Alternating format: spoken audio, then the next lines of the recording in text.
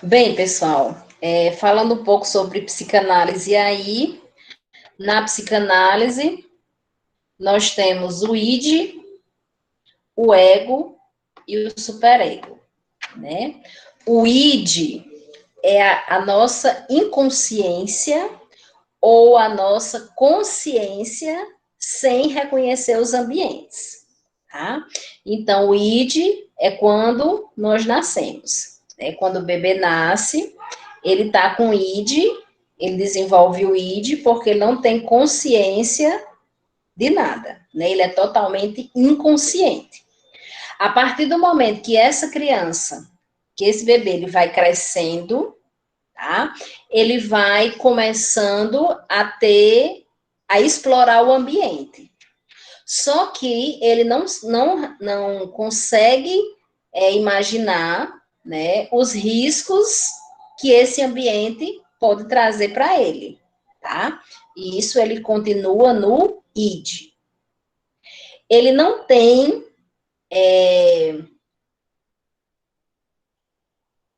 ele não sabe esperar, tá? Ele não tem a noção de esperar, ele não tem a noção dos riscos, ele não tem a noção de que determinadas pessoas podem fazer algo mal para ele, né?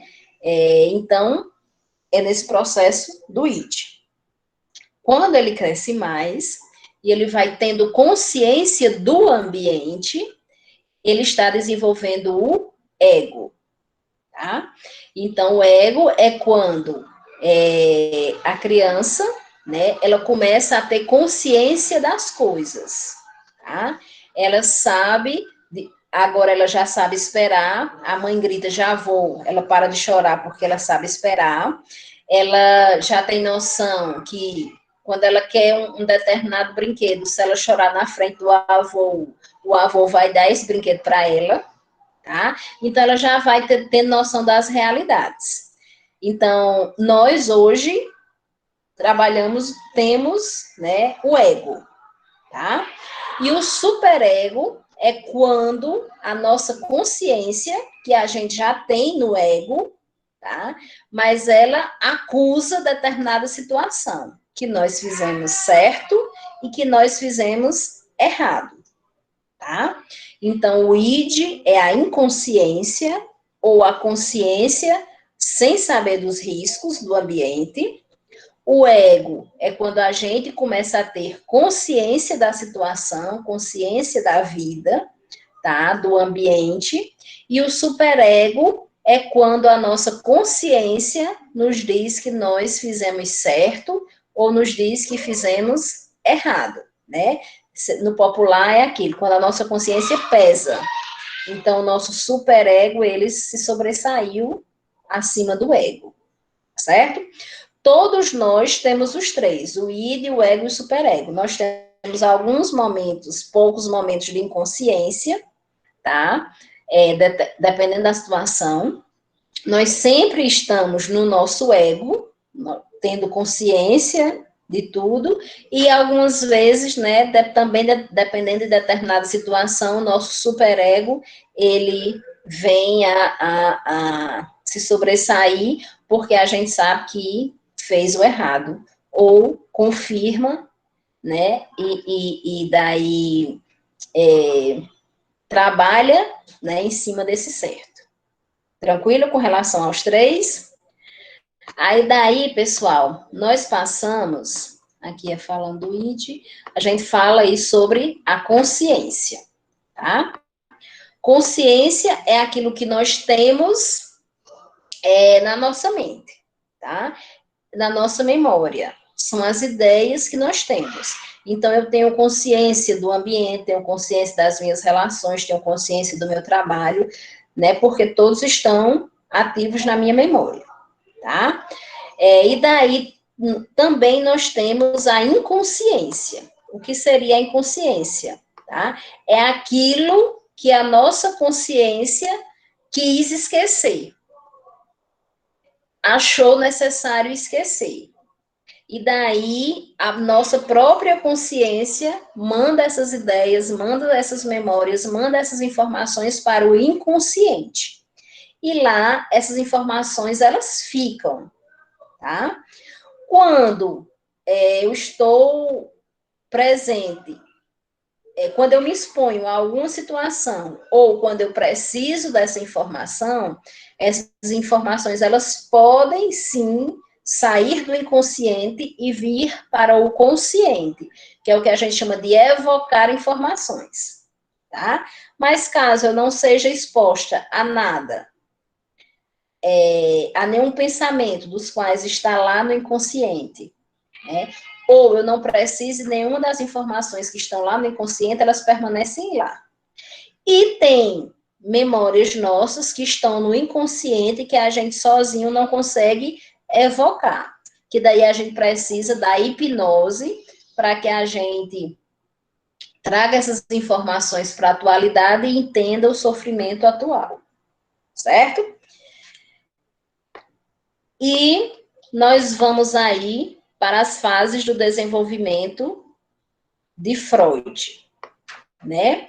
Nós temos aí as 5 fases do desenvolvimento de Freud, que é a fase oral, né, que ela é na criança, né, no bebezinho, onde tudo o que ele pega, ele leva à boca, né? Então, todo o seu emocional, ele é construído pela boca, pela oralidade, tá? Então, vem a questão da sucção, que é da amamentação. Através da amamentação, a criança sente o amor, cria vínculo com a mãe, ameniza a dor, tá? Se sente amada. E daí ela vai construindo todas as sensações boas pela boca, né? Por isso que todo objeto que ela pega, a questão da mão, tudo é levado na boca, certo? Outra fase da criança é a fase anal, que é quando a criança, né, tem que aprender a controlar os seus esfíncteres, tá? É naquela fase que a criança está saindo da fralda e os pais estão ensinando, né, aonde fazer as suas necessidades, realizar as suas necessidades, tá?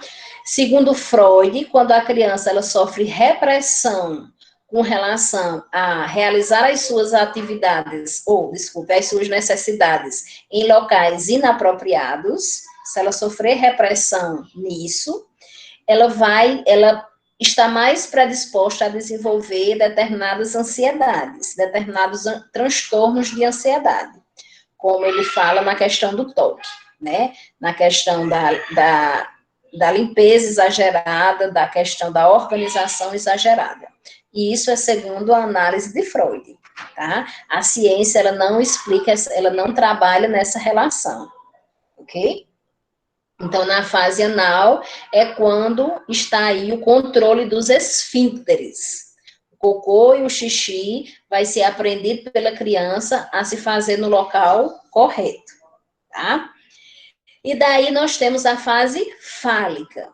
A fase fálica é aquela onde a criança descobre os órgãos genitais, tá? Então, existem os órgãos genitais femininos e existem os órgãos genitais masculinos. Então, a menina é menina, o menino é menino, devido, né, a esses órgãos genitais. Isso quando a criança descobre, certo? Ela está entrando aí na fase fálica. E na fase fálica, algumas crianças desenvolvem o complexo de Édipo. O que é o complexo de Édipo? É quando a menina se apaixona pelo pai, e daí ela briga com a mãe, porque o pai é só dela. Assim como o menino se apaixona pela mãe, e ele briga com o pai, porque a mãe é só dele, tá? E isso algumas crianças desenvolvem esse complexo de Édipo na fase fálica, outras não desenvolvem. Nas que desenvolvem, isso precisa ser trabalhado. Os pais precisam trabalhar a criança com relação a mostrar como é a organização familiar. Os pais namoram, os pais amam os filhos, tanto a mãe como o pai, tá? Não deve alimentar esse amor, esse amor exagerado dos filhos para com um dos cônjuges, certo? E nem deve deixar, né, de apresentar carinhos e tudo mais, porque a criança tem isso. Caso a criança não consiga, né, passar por essa fase do complexo de Édipo só com a ajuda dos pais, ela vai precisar de uma ajuda psicológica, tá? Para que ela depois não desenvolva outros transtornos aí, ok? Aí nós temos a fase de latência, né, que é a fase adormecida, onde entra aí a pré-adolescência, né, é na fase já próxima à pré-adolescência, é a fase onde muitas crianças adentram na escola e vão até a pré-adolescência nessa fase, e é onde a criança ela vê que ela não é mais a única, né, ela não é mais o centro das atenções. Agora existe um mundo onde ela vai criar novas relações, onde ela vai aprender a dividir, né? Pode ser a chegada de um novo irmão, ela vai aprender a dividir os pais, aprender a dividir suas coisas, ela vai para a escola, ela vê que não é tudo dela, a professora tem que dar atenção às outras crianças, ela vai dividir os brinquedos, tá? E daí, né, um período adormecido, onde a criança ela vai explorar o mundo. E nós temos a fase genital, que é a fase da pré-adolescência, né, até a idade que nós temos hoje, né, que cada um tem, que é a fase, né, das responsabilidades, né, das escolhas. No início da fase genital, nós temos que ter um cuidado, um olhar com relação aos adolescentes, né, esse olhar, nós profissionais precisamos ter um olhar para esses adolescentes, nós profissionais precisamos orientar os pais com relação a olhar para os seus filhos adolescentes, né, porque eles mesmos já têm suas próprias crises, né, o fato de ainda serem crianças, porque eles querem determinadas coisas, o fato de já se sentirem adultos, porque eles querem determinadas coisas, e daí eles não sabem o que é que eles são, na verdade, tá? Então, é um momento onde eles têm que fazer determinadas escolhas, né, entrar numa faculdade, de ter as responsabilidades, certo? E daí, vida que segue, tá? Dentro da fase genital.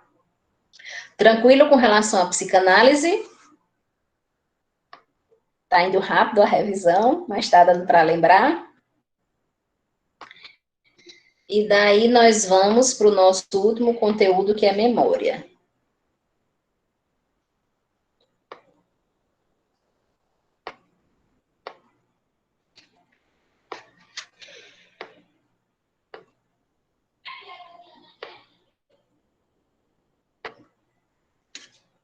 Eu estou descabelada.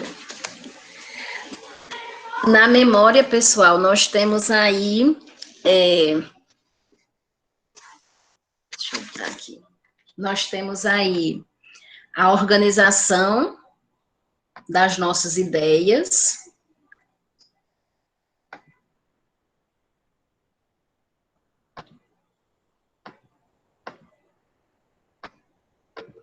Na memória, nós temos as organizações das nossas ideias, tá? Tá chovendo aí? Oh, que coisa boa. Aqui choveu pela manhã. Onde nós temos as funções da memória, tá? As funções da memória são de reter, recuperar, armazenar e evocar informações. Quando eu armazeno as informações, né, eu estou fixando as informações. Quando eu recupero, evoco, né, eu trago essas informações que estão adormecidas, seja adormecidas na nossa própria consciência, né, sejam adormecidas no inconsciente, mas que eu consigo trazer, né, eu consigo recuperar, eu consigo evocar. Essas são as funções da memória. E daí nós temos também os processos de memória, né? Os processos de memória entra aí a fixação, que é quando eu aprendo coisas novas, quando a minha memória fixa coisas novas. É mais fácil fixar coisas novas quando essas informações, elas me causam interesse, tá? Quando essas novas informações mexem com o meu emocional, tá?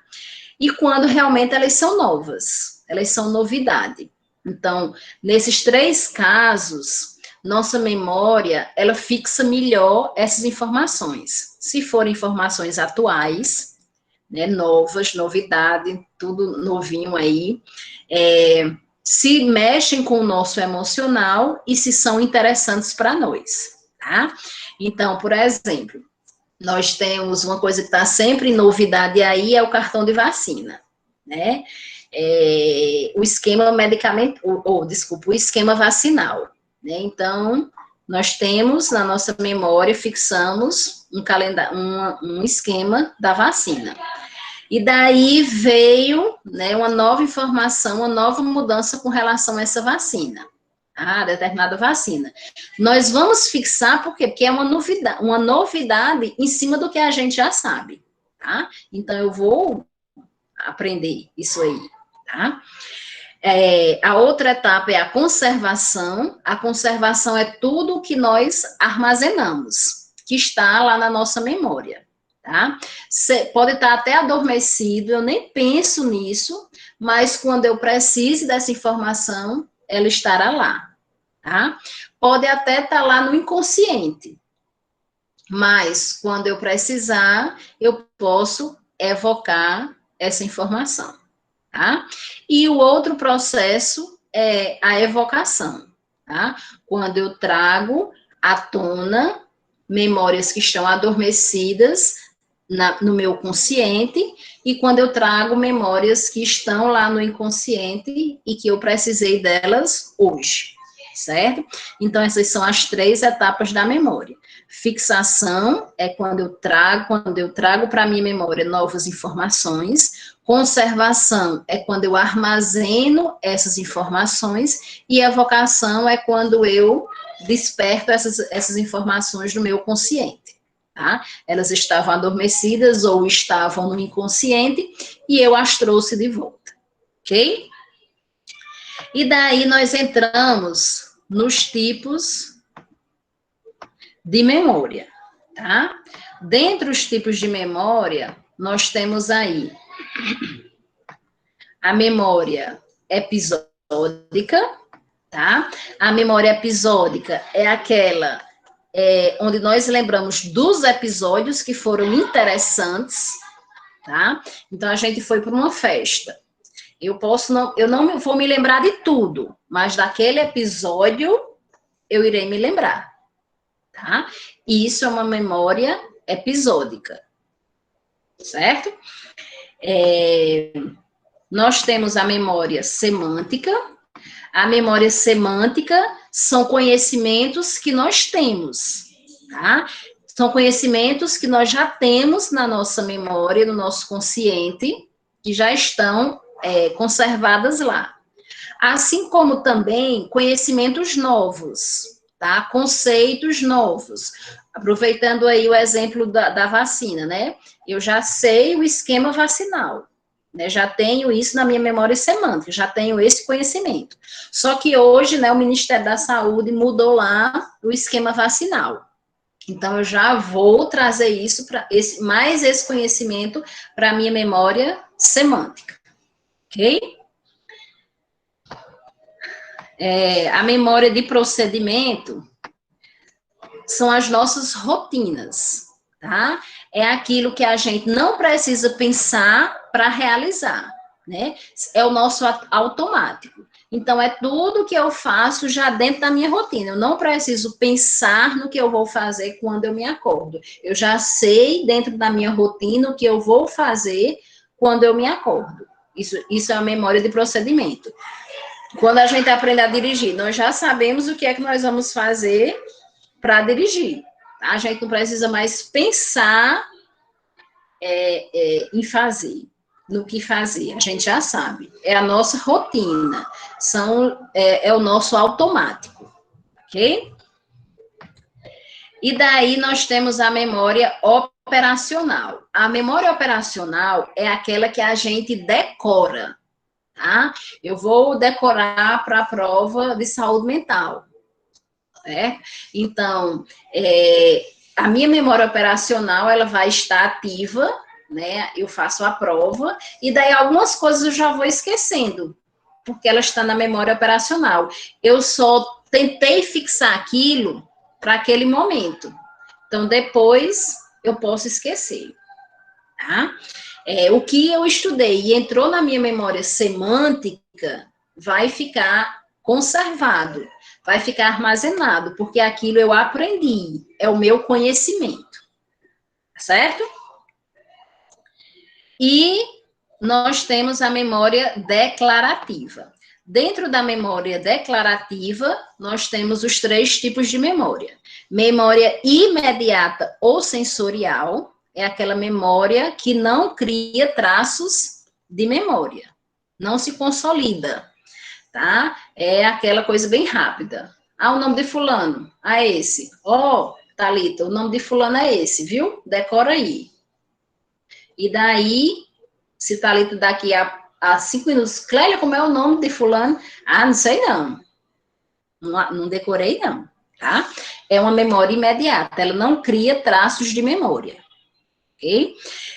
Memória de curto prazo, ela cria traços de memória, porém, ela pode, com o tempo, sair da minha mente, tá? Com horas, com poucos dias, com meses, eu não me lembrar mais. E a memória de longo prazo é tudo aquilo que eu tenho armazenado na minha mente, na minha memória, tá? Longo prazo, criou traços. A de curto e a de longo prazo, elas criam traços. Só de aqui a de curto prazo, eu posso esquecer, depois de um tempo. A de longo prazo estará sempre na minha mente, tá? E daí nós temos amnésia, né? Amnésia é a perda parcial ou total da capacidade que nós temos de reter e evocar informações, tá? Então, eu posso me esquecer totalmente ou parcialmente de determinadas informações. E daí, como tipos de amnésia, nós temos a amnésia orgânica, que é aquela causada dentro do funcionamento das células nervosas, né, por algum problema no funcionamento dessas células nervosas, seja por traumatismos, seja pelo processo degenerativo, tá? Seja por um acidente onde eu perdi, né, algumas, né, que atingiu aí as células nervosas, seja um paciente com Alzheimer, onde ele está sofrendo degeneração, tá? Então, isso é uma amnésia orgânica, e o próprio organismo, ele está fazendo isso, seja causado pelo trauma, seja causado por alguma patologia, tá? Nós temos a amnésia psicogênica, vou correr, né, já a Rayane vai começar. A amnésia psicogênica é aquela que a nossa própria consciência reprime essas informações, reprime essas ideias e as manda para o inconsciente, tá? Então, são pensamentos que nos fazem sofrer, nos causam sofrimento, e daí a nossa consciência inteligentíssima faz com que essas informações vão para o inconsciente e eu pare de sofrer, certo? Nós temos a amnésia retrógrada. A retrógrada, ela ocorre,